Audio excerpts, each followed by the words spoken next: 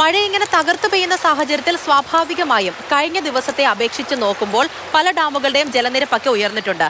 എന്തായാലും ഏതൊക്കെ ഡാമുകൾ തുറന്നിട്ടുണ്ട് എന്നും ചില ഡാമുകളിലേക്ക് ജലനിരപ്പ് അത് എത്രത്തോളമാണ് എന്നാണ് നമ്മൾ ഇപ്പോൾ നോക്കാൻ പോകുന്നത്. ആദ്യം ഇടുക്കിയിലേക്ക് പോകാം. ഇടുക്കിയിലെ 3 ഡാമുകളാണ് തുറന്നിരിക്കുന്നത്. ആദ്യം മലങ്കര ഡാം. ഇടുക്കിയിലെ മലങ്കര ഡാമിന്റെ 3 ഷട്ടറുകൾ ഉയർത്തിയിട്ടുണ്ട്. 1 മീറ്റർ വീതമാണ് ഷട്ടറുകൾ ഉയർത്തിയിരിക്കുന്നത്. തൊടുപുഴ മൂവാറ്റുപുഴ ആറിന്റെ തീരത്തുള്ളവർക്ക് ജാഗ്രതാ നിർദ്ദേശം നൽകിയിട്ടുണ്ട്. അടുത്തത് പാംബ്ല ഡാമാണ്. ഇടുക്കിയിലെ പാംബ്ല ഡാമിൽ 30 സെന്റിമീറ്റർ വീതം 2 ഷട്ടറുകൾ ഉയർത്തിയിട്ടുണ്ട്. പെരിയാറിന്റെ തീരത്തുള്ളവർക്ക് ജാഗ്രതാ നിർദ്ദേശം നൽകിയിട്ടുണ്ട്. ഇടുക്കിയിലെ കല്ലാർകുട്ടി ഡാമിന്റെയും 2 ഷട്ടറുകൾ 30 സെന്റിമീറ്റർ വീതം ഉയർത്തിയിട്ടുണ്ട്. ഇങ്ങനെ 3 ഡാമുകൾ ഇടുക്കിയിൽ തുറന്നിട്ടുണ്ട്.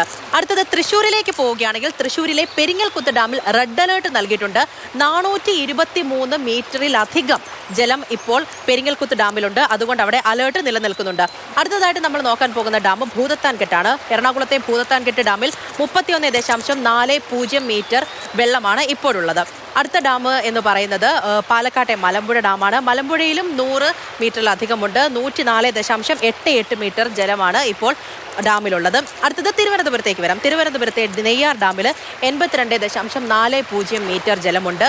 അടുത്തത് കൊല്ലത്തെ കല്ലട ഡാമിൽ 101.18 മീറ്റർ ജലമുണ്ട്. അതായത് പല ഡാമുകൾ തുറന്നിട്ടുണ്ട്. ജലം ഇങ്ങനെ ഡാമുകളിൽ കൂടുന്നുണ്ട്. അതുകൊണ്ട് പല വിധത്തിലുള്ള ജാഗ്രതാ നിർദ്ദേശങ്ങൾ മുന്നറിയിപ്പുകളൊക്കെ നിങ്ങൾക്ക് ലഭിക്കുന്നതായിരിക്കും. അതൊക്കെ കൃത്യമായി തന്നെ പാലിക്കണം.